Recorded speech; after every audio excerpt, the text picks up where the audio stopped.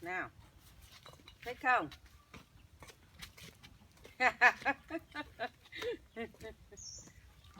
Thấy không Trung Hiền?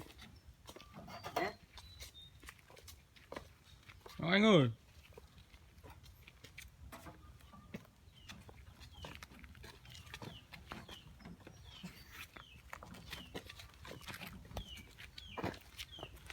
Ôi ngã con cái xe này lệch cái này ngã nó có một bánh.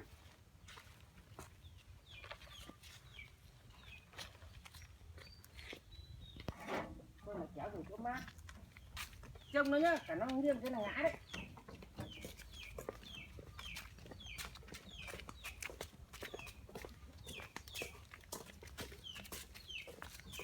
Rồi, đâu đây xong bà đi cắt cỏ về xong rồi bà bỏ cỏ xong bà lại cho một.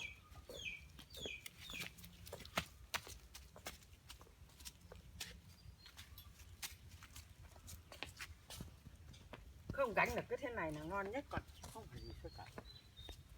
Nhi, có phải không?